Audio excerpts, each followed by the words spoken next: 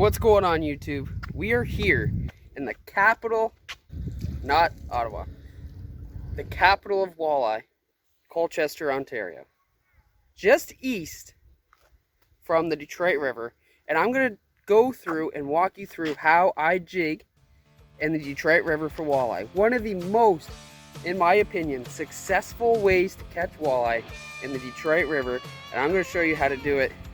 Cue that awesome theme song. And we so fish bait, it's a perfect day. I just can't wait. Sun is high, the water's calling me. Hear the splash, wow, it's fishing time. We so fish on the lake, rock the boat, give the world a shake. We so fishing all day long. Casting lines, gotta sing our song. We so fish on the lake. You're watching Weaselfish, which is brought to you in part by Xzone Lures, small baits, big results, and tactical fishing gear. Alrighty, hopefully you guys can hear me okay. There's not a lot of wind here. Today is the perfect day to film this, and I want to show you how I jig for walleye in the Detroit River. This video is inspired by one of you guys who have called me personally asking how I jig for walleye in the Detroit River, step by step by step. And that is exactly what I'm gonna do here today. Let's start off with why jig for walleye. Why is it so successful? In my opinion, that is the #1 way to catch walleye in the Detroit River, and you can do it all season long. All the way from early March, April, basically till the ice freeze is over. I will be jigging for walleye all season long and have success on it. Why is that? Walleye are migrating up the Detroit River all the time. They're constantly moving. So why is jigging so good and so effective? As that jig is drifting through the water with your boat, you're jigging it up and down. That action makes it look like a wounded baitfish that cannot catch up to the current. It's just falling back. It's trying, but then it's going back down because it doesn't have enough strength to follow through and follow that strong current going through the river. A walleye would look at that downstream, watch it come towards you, and see that is an easy meal for them. That is why jigging is so effective. Just an easy meal for these walleye to hone in on and feed on. Second part of all this is where to find them. That is so important, because you can fish in the wrong areas at the wrong times. And the key to that is you could either follow all the boats, because walleye is so big around here. There will be pods and pods and pods of boats trying to fill their freezers up and catch these fish. It's so popular around here. You could either do that, or you could have more success on your own figuring out exactly where these pods of walleye are. If you are alone and you find your own little pod of fish, you will have more success than every single one of those guys in that pod of 10, 15. You should know that pressure affects fish greatly. If a fish and a pod of fish feels that there's more pressure in that area, they'll be less reluctant to bite. They're gonna see so many lures fly by their heads and see so many fish come up, they're gonna start feeling weary and weird, like what's going on? Why am I losing my buddy over here? So pressure does affect those fish. If you can find your own little pile of fish on your own, you will have such a great day. The most important thing you should note when finding walleye is the water temperature. That is super important on figuring out where these fish are going to be. Walleye spawn at 44 degrees Fahrenheit. That's when you're going to see fish in the shallows, like 5 to 8 feet, sometimes even 10 to 12.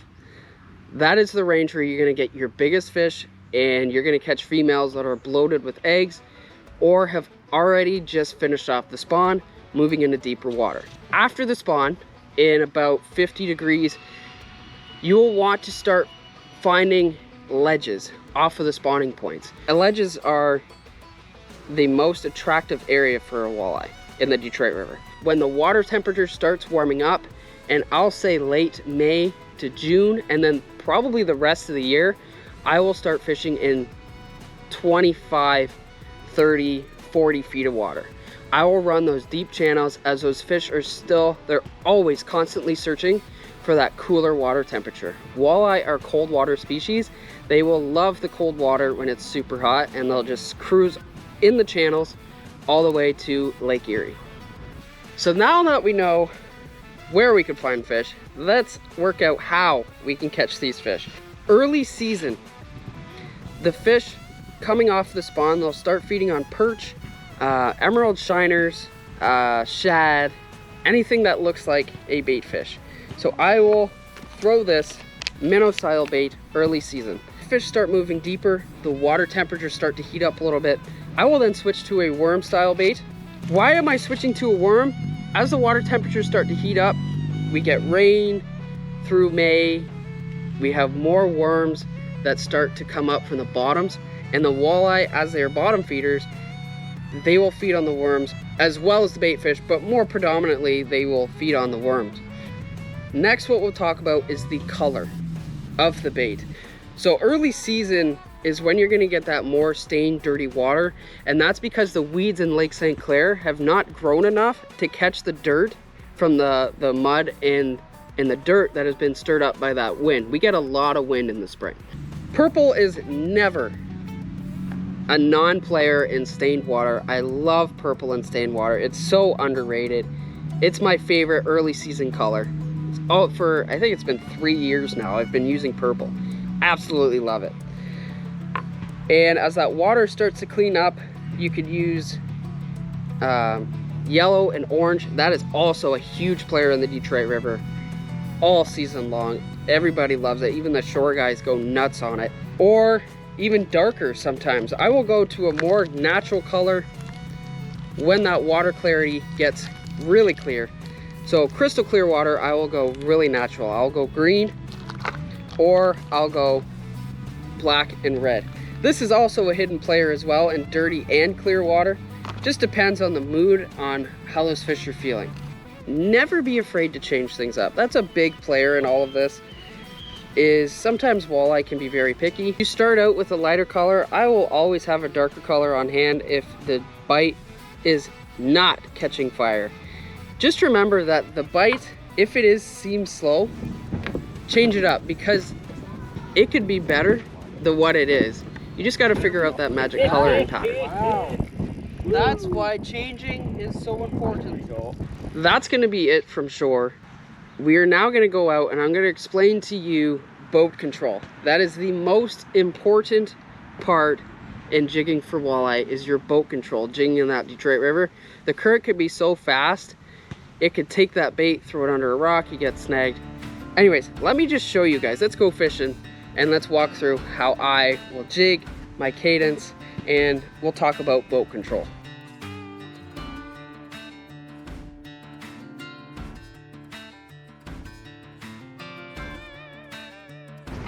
Just gotta have the juice, that's all.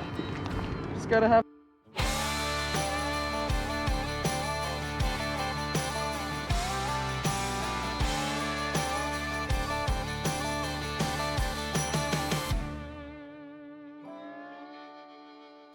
So we're out here today and I want to show you how I fish the Detroit River for a walleye.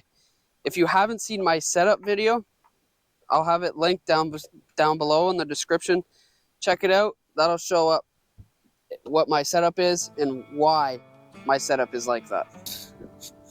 So right now we're fishing the edge of a channel where it comes from, I don't know, how deep is that? It goes from about 15, 18 feet. Drops down about 30, and this guy's not going to let me fish.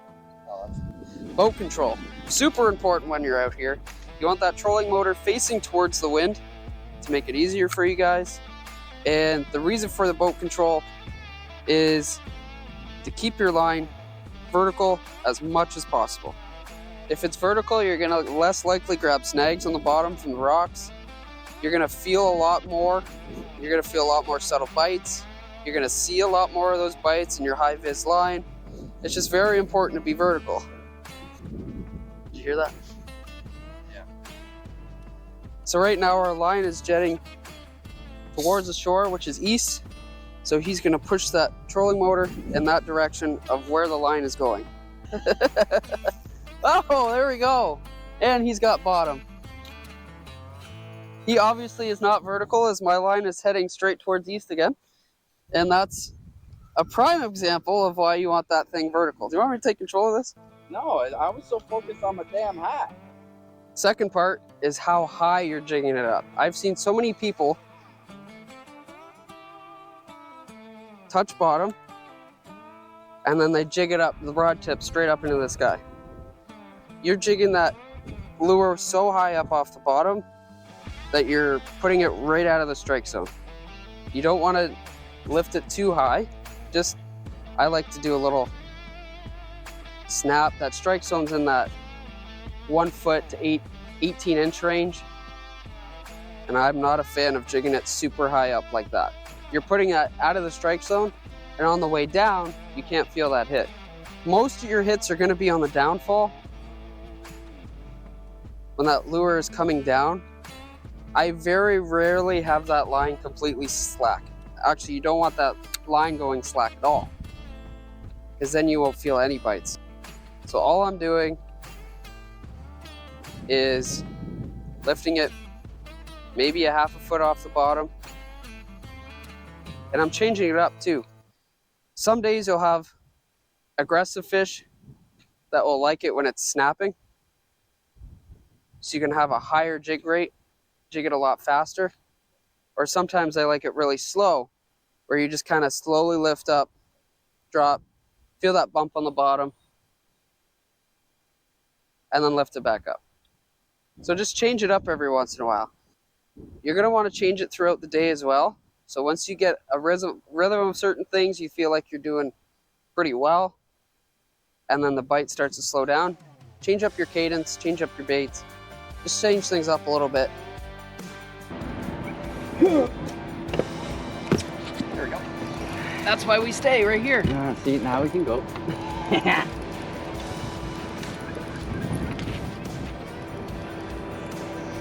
Whoa!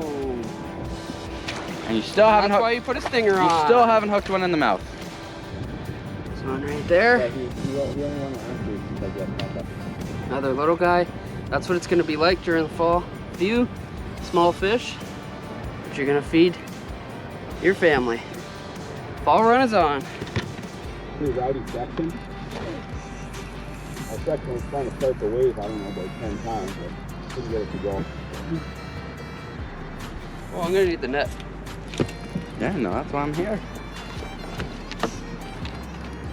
Get the whippy one. It's our...